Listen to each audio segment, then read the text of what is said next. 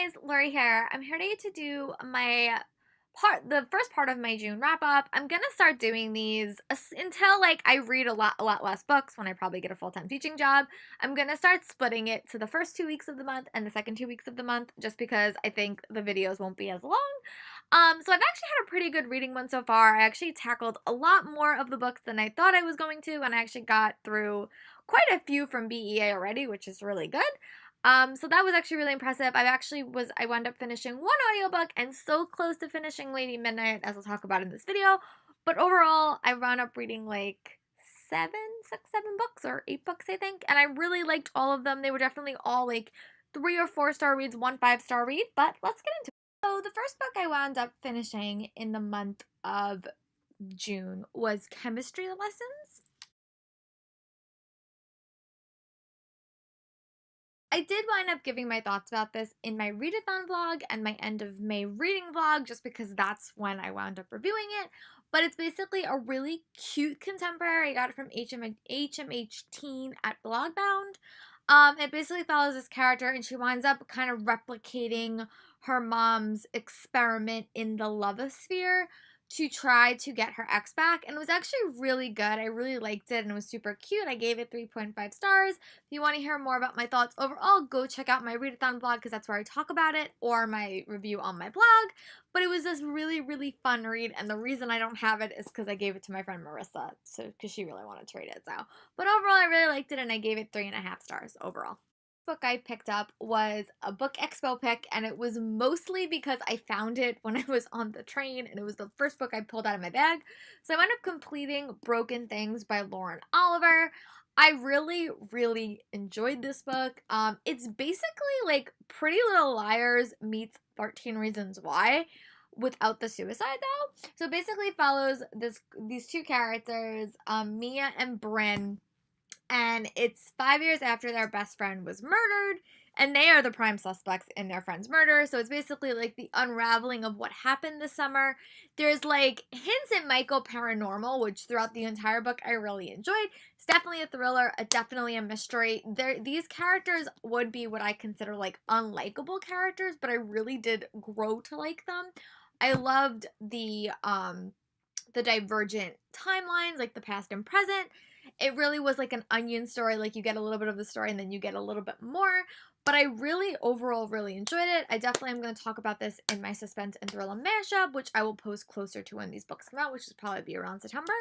But overall, I really liked it. I gave it 4 stars. It was just a really engaging read. And after like not being focused to read, it was nice to just pick up something and read it really fast. I think I read this in like 2 days, super fast, and I really liked it. So if you're looking for kind of an interesting thriller, I would definitely recommend you pick this up when it comes out in October. The next book that I wound up reading and completing was another thriller pick. This time it's from Macmillan. It comes out in September, and it's What the Woods Keep.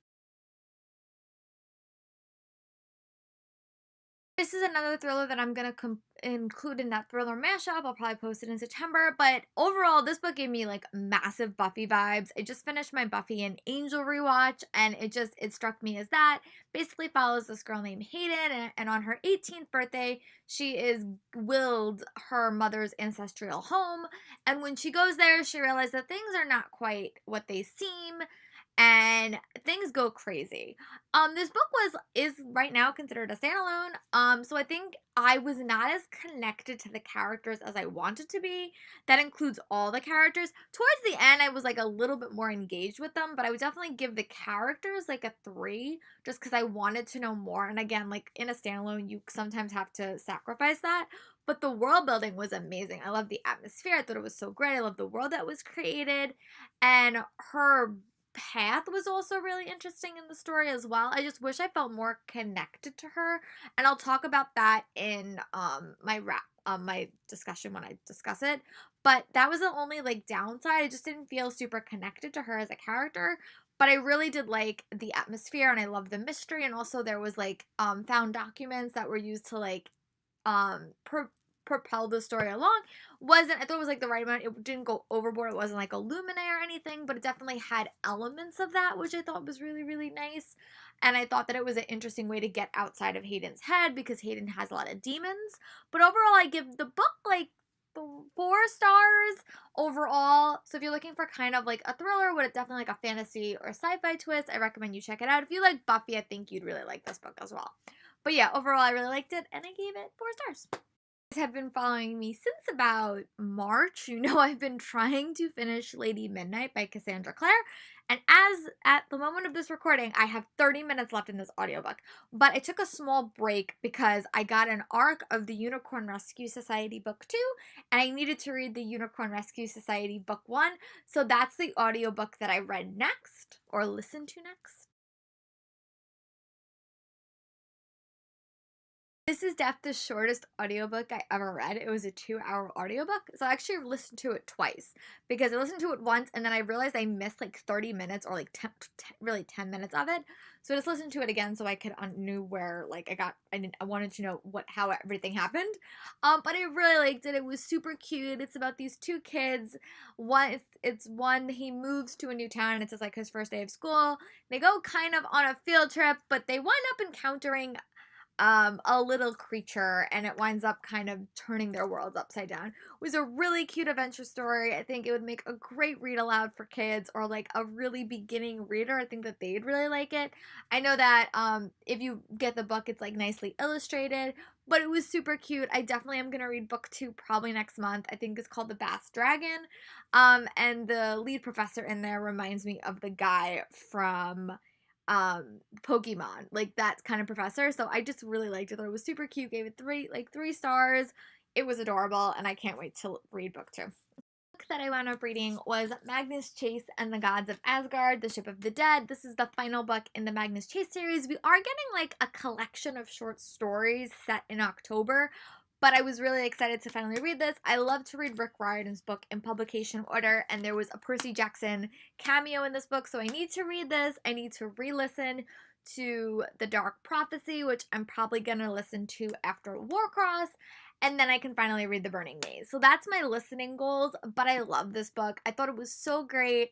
I love how everything was tied up. I really like this book a lot because I felt like we finally got to know his floor mates better and we got to like because they went on the adventure with him, but I thought everything was nicely tied up. The romance in this book that like I knew was gonna happen was so well done. Rick Riordan really knows how to like put diversity in his stories, and I think that it was just so well done. And I think normally Rick Riordan's books are really heavy on the romance, but this was like a sneaky romance.